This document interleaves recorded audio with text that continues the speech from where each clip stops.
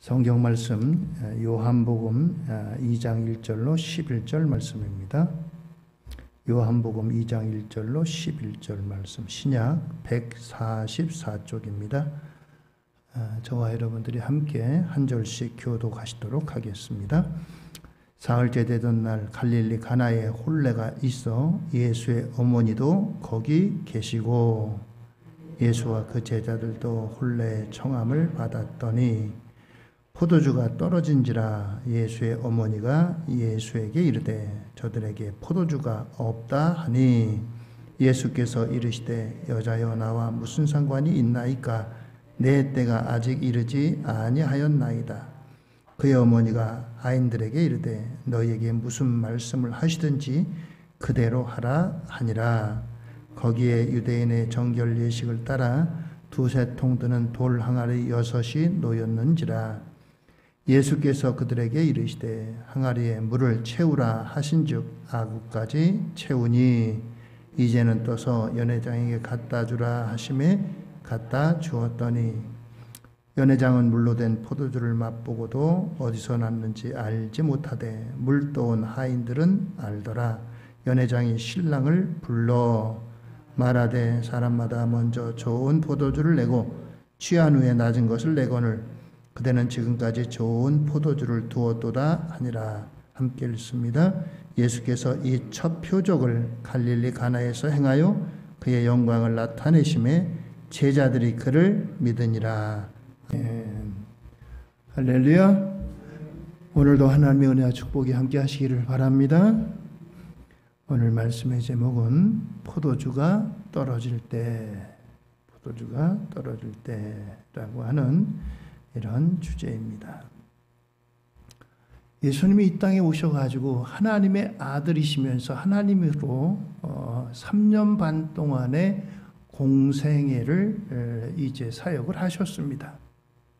3년 반 동안이나 하시면서 우리나라 강원도보다 약간 작은 그 이스라엘 땅 저 위에서부터 아래까지 곳곳을 다니면서 하나님의 말씀을 전파하고 하나님의 아들로서의 사역을 감당을 하셨습니다.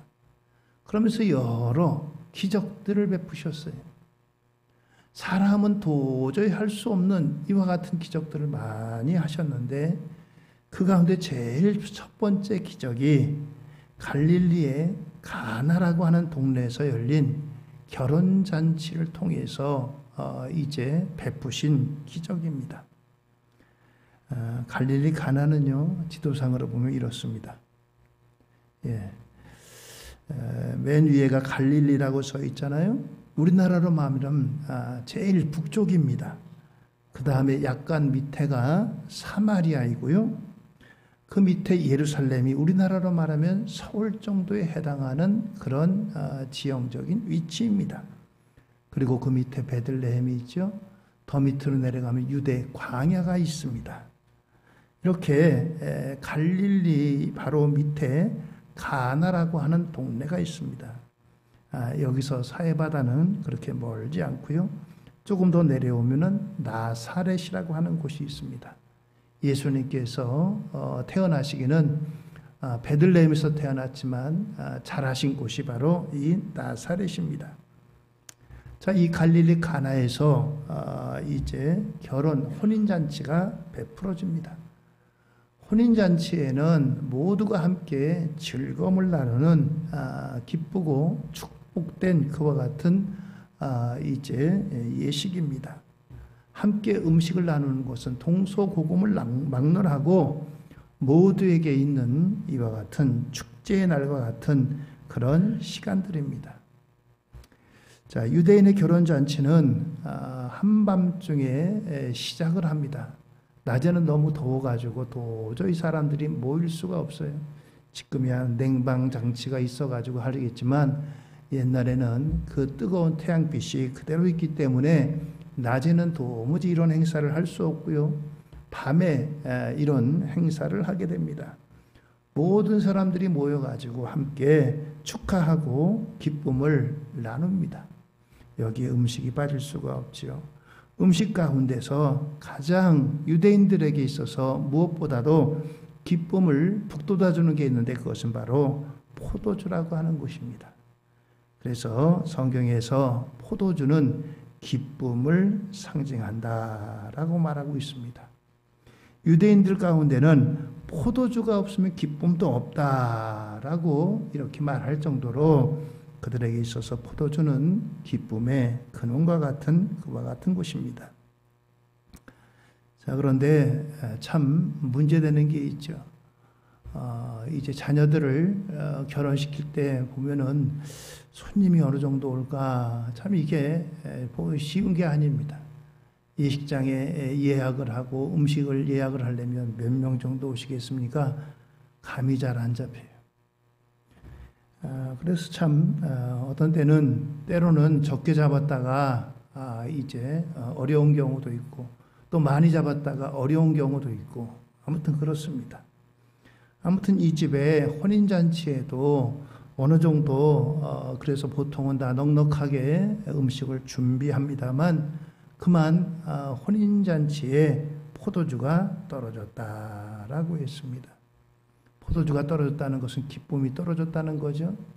다른 음식이 아무리 많아도 포도주가 떨어진 것은 이 잔치의 기쁨을 반감시키는 것입니다.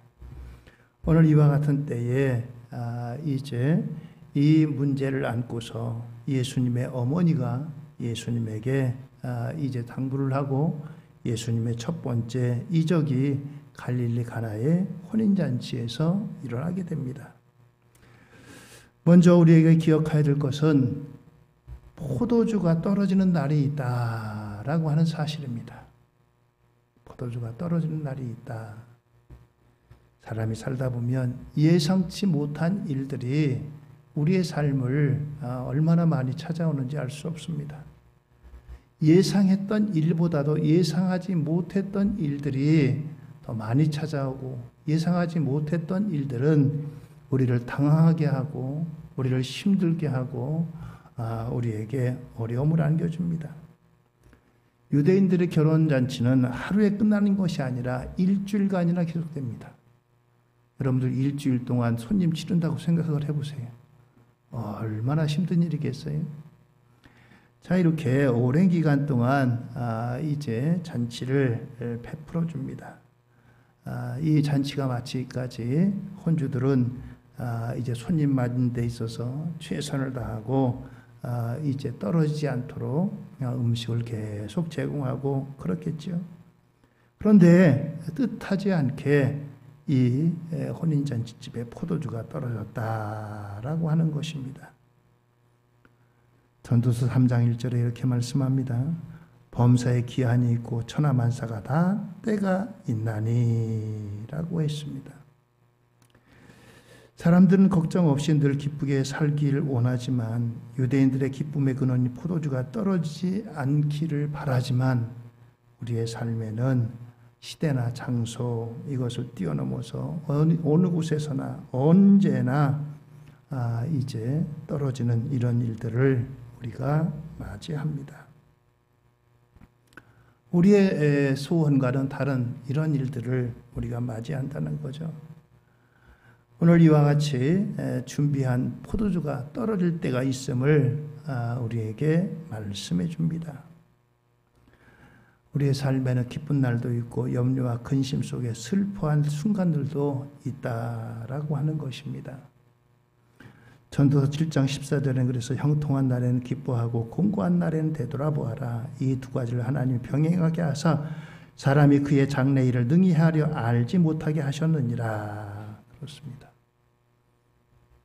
뜻하지 않은 기쁜 날도 불쑥 찾아오기도 하고 뜻하지 않는 어렵고 힘든 날도 우리에게 불쑥 찾아와서 이런 일이 언제 일어날지 우리가 알지 못하게 하셨다라고 말씀합니다.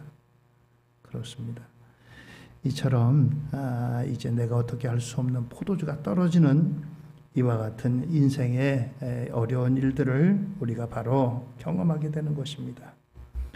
오늘 그렇기 때문에 이와 같은 날 가운데 오늘 우리가 무엇보다도 이러한 날이 있다라고 하는 사실을 분명히 기억하고 우리가 살아가는 가운데 이런 날들을 맞이할 때 너무 당황하지 말고 이런 일들이 우리의 삶에는 당연히 일어날 수밖에 없다라고 하는 것을 우리가 인정해야 된다라고 하는 것입니다. 전도서 3장 11절입니다. 하나님이 이 모든 것을 지으시되 때를 따라 아름답게 하셨고 또 사람들에게는 영혼을 사모하는 마음을 주셨느니라. 그러나 하나님이 하시는 일의 시종을 사람으로 측량할 수 없게 하셨도다. 그렇습니다. 아무리 우리가 준비하고 아무리 계획을 세우고 아무리 우리가 모든 것을 다 가졌다고 할지라도 떨어지고 부족한 날이 분명하게 우리의 삶에는 있다라고 하는 것입니다. 오늘 이와 같이 기쁨의 포도주가 끊어지는 이와 같은 때에 우리에게 무엇보다도 필요한 것은 이러한 때를 맞이해서 우리의 영혼을 돌아볼 기회다라고 하는 것입니다. 세상 사람들은 이러한 날에 자포자기하고 때로는 술로 이기려고 하고 때로는 부정하기도 하고 여러 가지로 이 문제를 해결하려고 하지만 우리에겐 무엇보다도 이러한 날이 우리의 영혼을 돌아볼 좋은 기회라고 하는 것입니다. 건강이 예를 들어서 예전만 못할 때, 사업이 예전만 못할 때, 우리의 인간관계가 예전만 못할 때 떨어지는 그날 우리의 영혼을 돌볼 좋은 기회라고 하는 것입니다. 우리의 이제 과거의 일들이 잘 되고 사업이 잘 되고 건강에 넘쳐나고 모든 것이 흥황할 때 미처 돌아보지 못했던 영혼을 돌아볼 기회가 바로 이와 같은 때다라고 하는 것입니다. 그렇습니다. 두 번째는 오늘 이 포도주가 떨어진 때에 찾아야 할 분이 있다라고 하는 것입니다. 가나의 혼인잔치에서 포도주가 떨어질 때에 이를 알고 염려했던 사람은 그의 어머니 마리아였습니다. 예수의 어머니는 그 잔치에서 아마 인척관계든지 아니면 뭐 어떤 가까운 이제 친척이든지 음식을 준비하는 일과 관련해서 준비했던 것 같아요. 그렇기 때문에 포도주가 떨어진 것을 누가 알기 전에 먼저 알았습니다. 마리아는 이 상에서 바로 예수님을 찾습니다. 3절, 4절입니다. 포도주가 떨어진지라 예수의 어머니가 예수에게 이르되 저들에게는 포도주가 없다 하니 그때 예수님께서 이렇게 응답하십니다. 4절입니다. 예수께서 이르시되 여자여 나와 무슨 상관이 있나이까 내 때가 아직 이르지 아니하였나이다. 그렇습니다. 포도주가 떨어진 것을 가지고서 예수의 어머니 마리아는 주인에게 아뢰고 주인에게 포도주 떨어졌으니 빨리 준비하시오. 어디 가서 좀 얻어오시오. 포도주를 빨리 이제 보충하시오. 이렇게 해야 되는데 이 일을 예수님에게 아뢰다라고 했습니다. 또 여기에 대해서 예수님께서는 내 때가 아직 이르지 않았습니다. 나와 상관이 없습니다. 라고 했습니다. 여기 여자요라고 이렇게 이제 쓰여져 있는데 우리말로 하면 어머니 내 일과 상관이 없습니다. 라고 하는 그런 의미예요. 여러분들 우리 정서에 어머니 보고 여자요 나와 상관이 없습니다. 그럼 이게 얼마나 이게 불경한 거예요. 이것은 아무래도 번역상의 문제이기 때문에 이렇게 부르는 것입니다. 자, 이와 같이 이제 예수님께서는 이제 아직 그때가 아니다라고 이와 같이 말씀하고 있습니다. 그런데 결국 어떻게 됐습니까? 결국은 예수님께서 그 마리아의 부탁대로 이제 첫 번째 기적을 행하셔서 이 포도주를 가득 채우는 이와 같은 일이 일어나게 됩니다. 그것은 바로 예수의 어머니 마리아의 믿음의 말 때문이었습니다. 이렇게 내 때가 아직 이르지 않았습니다 라고 말씀함에도 불구하고 하인들에게 하는 말이 요한복음 2장 5절입니다. 그의 어머니가 하인들에게 이르되 너에게 무슨 말씀을 하시든지 그대로 하라 하니라. 내 때가 아직 이르지 않았습니다. 아직 내 때가 아닙니다. 그런데도 불구하고 하인들을 향해서 예수님이 무슨 말씀을 하시든지 그대로 하라. 이와 같이 명을 내립니다. 오늘 이 예수님은 그곳에 포도주가 떨어진 것을 해결할 만한 어떤 상관성과 계획이 없지만 마리아의 믿음의 말을 통해서 그 문제를 해결해 주셨다라고 하는 것입니다. 이미 앞서서 그의 믿음이 너무나 확고했어요. 내 때가 아직 이르지 않았습니다. 아직 때가 아닙니다. 그럼에도 불구하고 나는 여전히 이제 예수님에 대한 그 믿음이 있었기 때문에 하인들에게 이런 말씀을 했습니다. 그 잔치에 있는 어떤 사람으로 문제를 해결할 수가 없고 잔치 자리에 손님으로 초대되어 오신 바로 예수님만이 문제를 해결해 줄 수 있다라고 믿었던 것입니다. 예수님만이 잔치 자리의 기쁨을 이어가도록 이제 그 일을 해결해 줄 수 있다고 믿었던 그 믿음이 예수님을 움직였다라고 하는 것입니다. 포도주가 떨어지는 일을 만났을 때, 우리의 건강이 떨어졌을 때, 우리의 사업에 이제 힘이 떨어졌을 때, 우리가 살아가면서 이와 같이 떨어지고 부족하고 힘이 없는 이와 같은 일을 만났을 때 오늘 이 문제를 주님께로 가져가고 주님께 맡기는 믿음의 역사가 오늘 무엇보다도 우리가 포도주가 떨어진 때 해야 될 일이고 만나야 될 분, 바로 그분 예수님이라고 하는 사실입니다. 오늘 여러분들 우리는 이런 것들이 떨어질 때 비로소 우리는 좀 더 주님을 생각하고 주님을 가까이 나가고 주님을 의지하고 주님을 생각하고 주님을 찾을 때라는 것입니다. 물론 우리가 건강하고 평안하고 또 우리가 부유할 때도 하나님을 결코 멀리하라는 것이 아닙니다. 그런데 사람들은 너나 할 것 없이요, 이렇게 편안하고 등 따숩고 배부르면 하나님을 좀처럼 그렇게 찾는 데 있어서 열심히 찾을 수가 없습니다. 멀어져 갑니다. 하나님으로부터 관심도 멀어지고 시간적으로도 그렇고 관계적으로도 그렇고 멀어집니다.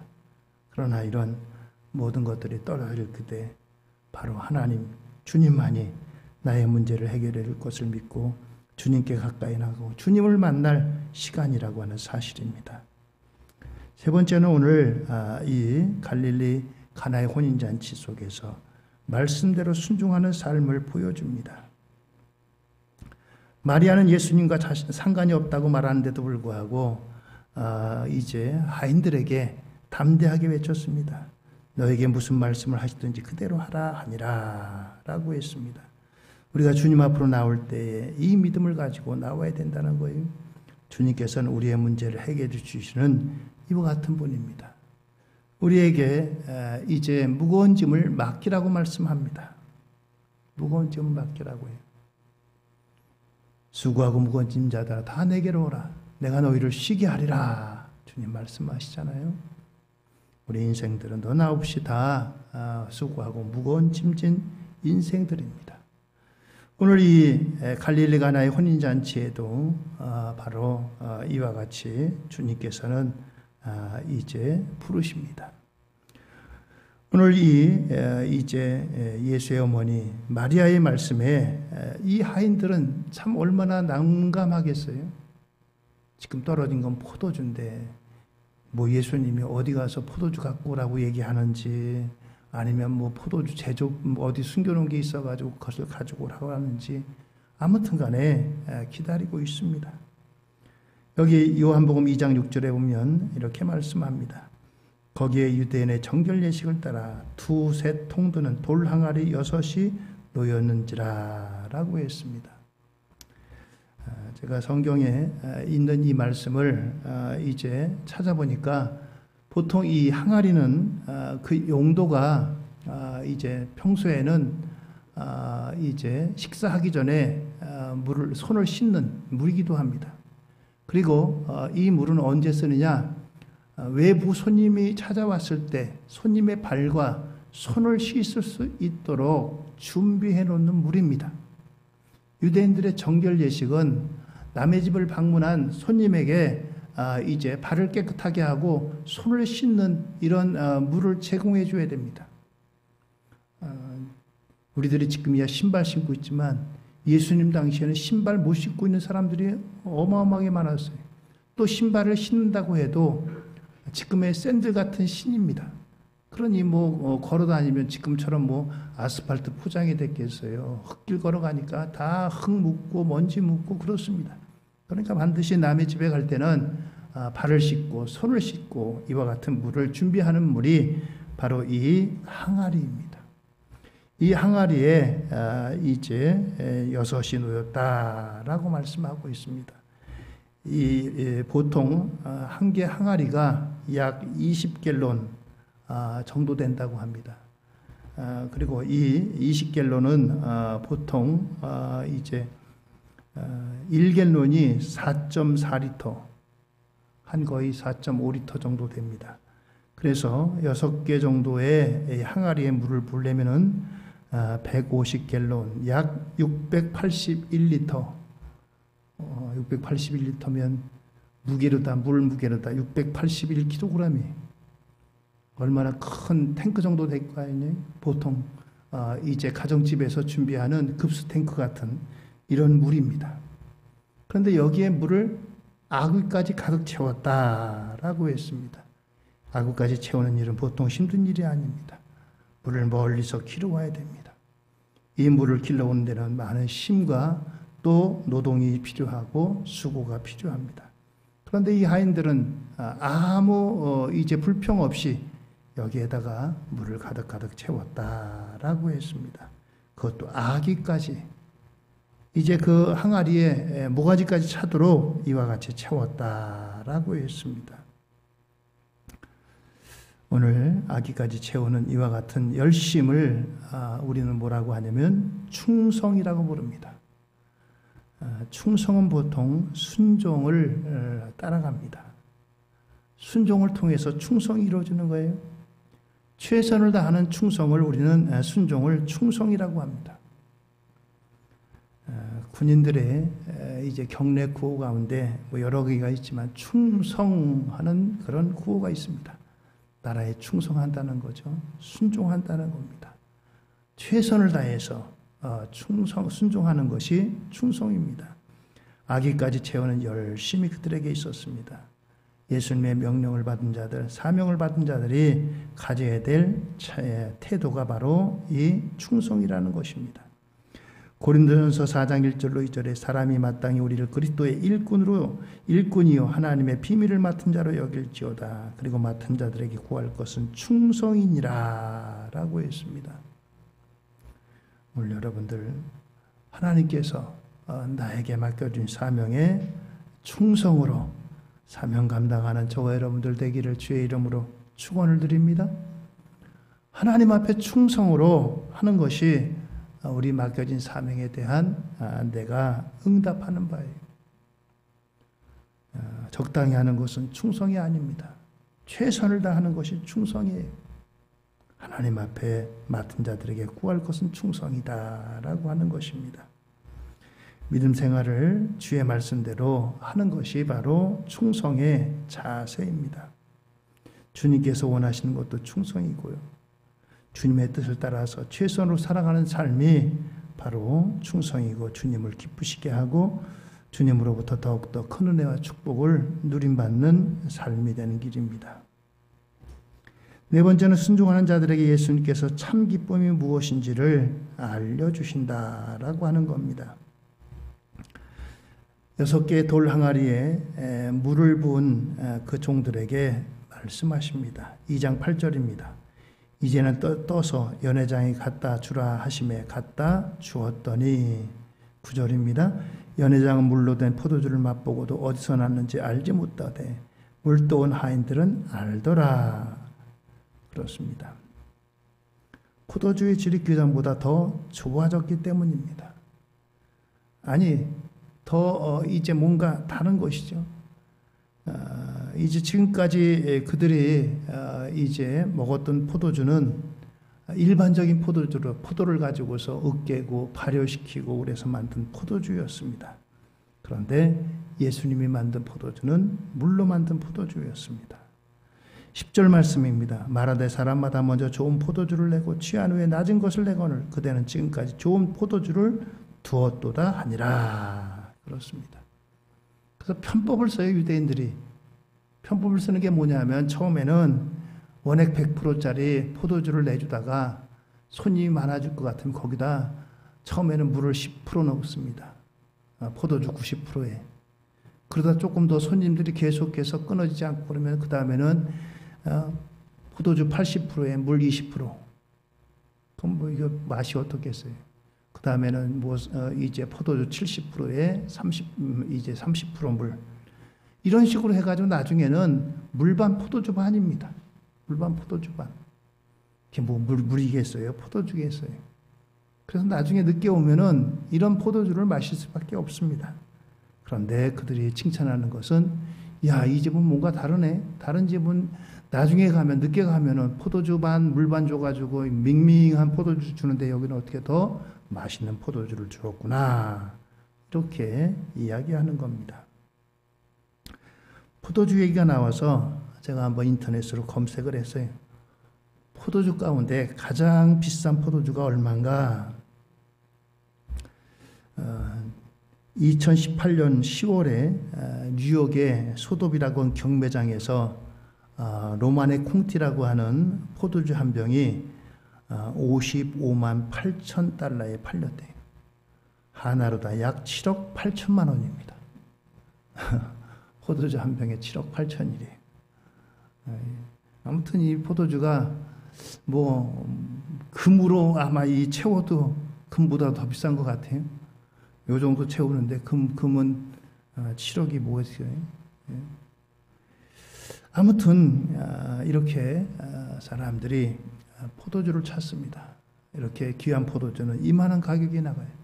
예수님 만드신 포도주를 아마 이 병에다 넣고 한다면 얼마나 부르겠어요?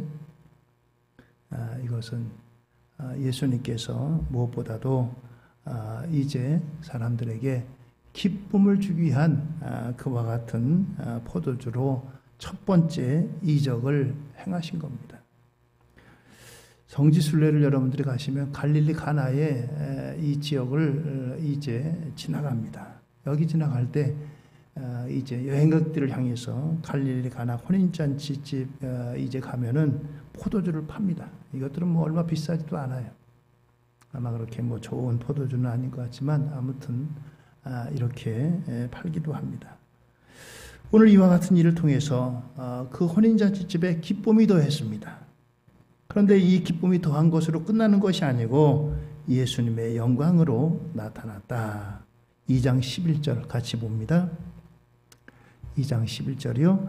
같이 한번 읽습니다. 예수께서 이 첫 표적을 갈릴리 가나에서 행하여 그의 영광을 나타내심에 제자들이 그를 믿으니라. 아멘.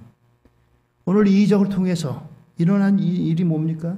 제자들이 예수님을 하나님의 아들 메시아로 믿었다. 지금까지는 그저 따라다니면서 우리에게 좋은 말씀해 주시는 선생님인가 보다. 그 정도로만 알았는데 자기들 눈으로 보니까 물로 이제 분명히 또 왔는데 거기서 이제 맛본 것은 포도주였어요. 그건 사람으로는 할 수 없는 그런 일입니다. 이걸 통해서 제자들이 예수님을 믿었다라고 하는 것입니다. 그런데 이 일에는 이제 물로 된 포도주를 맛본 것은 연회장도 맛보고 거기 이제 축하로 온 사람들도 맛보고 그랬는데 그들 모두가 예수님을 하나님의 아들로 메시아로 그렇게 알고 믿은 것은 그의 제자들 뿐이었다라고 하는 것입니다. 오늘 이와 같이 이제 많은 사람이 물로 된 포도주를 맛보고도 이제 이 일을 통해서 정말 예수님을 하나님의 아들로 믿고 이와 같이 순종하는 사람이 있는가 하면은 그냥 그 포도주의 흥겨움과 즐거움으로 끝난 그와 같은 사람들도 더 많이 있었고 적지 않게 많았다라고 하는 것입니다. 오늘 여러분들 무엇보다도 저와 여러분들이 기억해야 될 것은 포도주가 떨어진 그와 같은 일을 통해서 무엇보다도 이와 같은 영적인 열매가 있었고 결실이 있었다라고 하는 것입니다. 오늘 이 갈릴리 가나의 혼인잔치에 포도주가 떨어지는 일은 분명히 힘들고 어렵고 고통스럽고 또 그리고 당황스러운 이와 같은 일이지만 이 일을 통해서도 하나님의 영광이 선포되고 하나님께서는 일하신다는 사실입니다. 우리의 삶에 떨어지는 일이 있습니다. 건강이 떨어지는 날도 있고요. 또 우리의 물질이 떨어지는 날도 있고요. 관계가 떨어지는 날도 있고요. 중요한 것은 이 떨어지는 날에 영혼을 돌보고 영혼을 살펴보고 이 일을 통해서 하나님을 더욱 가까이 하고 하나님께 부르짖고 나아가는 저와 여러분들 되기를 예수님의 이름으로 축원을 드립니다. 할렐루야.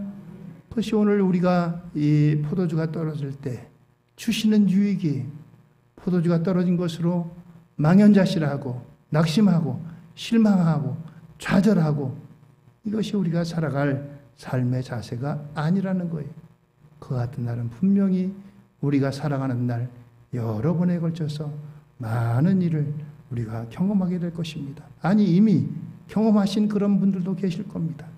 그러나 이것보다 더 소중한 것은 떨어지는 그날에 우리의 창조주 되시고 우리의 주인 되시는 우리의 영혼의 주인 되시는 주님을 돌보고 주님을 찾아보고 주님께 간구하고 주님께 가까이 나아갈 때다라고 하는 것입니다.